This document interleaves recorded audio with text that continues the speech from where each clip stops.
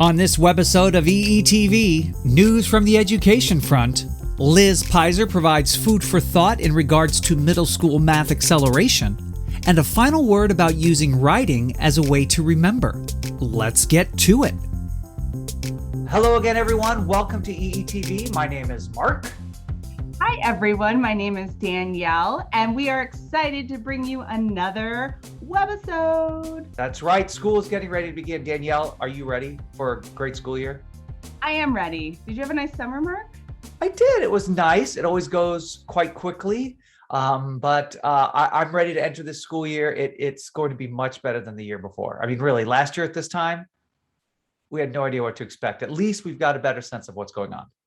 Let's hope. And we are here to prepare you. So let's get ready for Edu Update.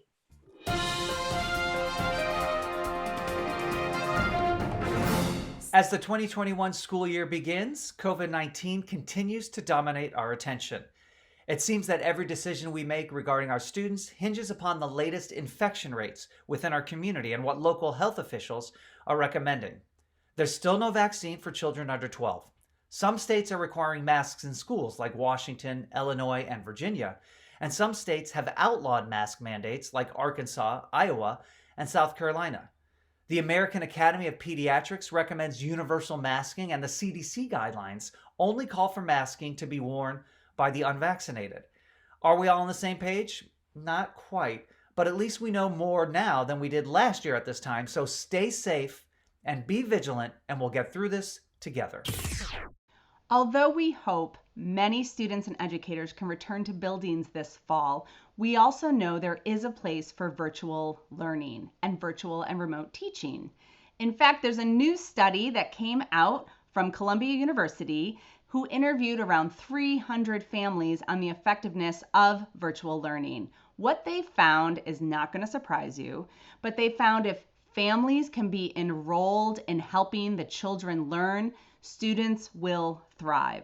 A couple things to think about as you're planning for back to school in case you need to teach virtually. Who knows? Snow days, lots of different reasons, but making sure that families not only are included in your planning, but you have some supports that work for them. Supports that include videos, tutorials, or letters explaining the content of the lesson that you are hoping the students to engage with.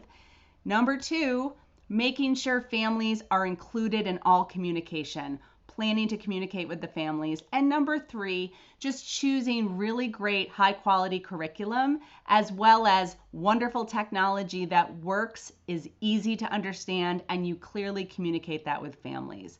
So as you begin planning or start to implement your plans for back to school, don't forget the importance of how wonderful family support can be, because I think what we learned this year is families do matter. Families have always mattered, so let's include them in our planning to ensure success for all students. And that's Edu Update. Hello, Liz Peyser. Welcome to EETV. Tell us a little bit about yourself. Hello, Mark. I'm so glad to join you. Thank you for giving me this opportunity. Yes, I was a math and science teacher in different districts. And then I was also a curriculum math coordinator, K-12, for a rather large urban school district. Right. So you are a math thought leader, and you've written a paper called Rethinking Middle School Math Acceleration right there. Can you clarify what you mean by acceleration in this context? Absolutely. Thank you for asking that question. So rather than accelerating learning to maintain on grade level instruction, which is how we've been using acceleration this year, what I'm referring to is the older way of thinking about acceleration in math, where we move students to future content. So for example, a 7th grade student would typically then take 8th grade mathematics in their 8th grade year, but instead we skip them and put them in Algebra 1. So they're skipping a grade. So that's what I'm referring to. So why is it important, though, to rethink this acceleration? Great question. So what we see in the data is that what we've been doing in the past has not been keeping students on an accelerated path, but has actually been detrimental to some students. And then this year, with possible learning gaps and COVID learning loss, we really need to rethink this to make sure that we're not putting students in a course they're not ready for, that we're not improperly accelerating students, which would put them on a path that might not be beneficial for them. Sure. And this is all talked about in your paper. And then also in the paper, what kind of guidance are you providing? Great question. So it is a touchy subject. So we provide guidance to districts about, number one, collect your data. If you like what you see, don't change a thing. If you don't like what you see, it's time to rethink. So we offer different possible pathways that they can consider, and then guidance on how to pull together a group of stakeholders to create those pathways and communicate the information to their district. Okay. Okay. And finally, and this is a hard question, Liz, why do you love math so much? I love math because it helps me answer questions. I actually started out as a scientist, and math was a tool to gather data and answer interesting questions for me. Perfect. Well, there is a link to your paper in the show notes for this webisode.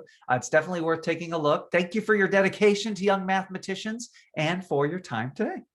Great. Thank you, Mark.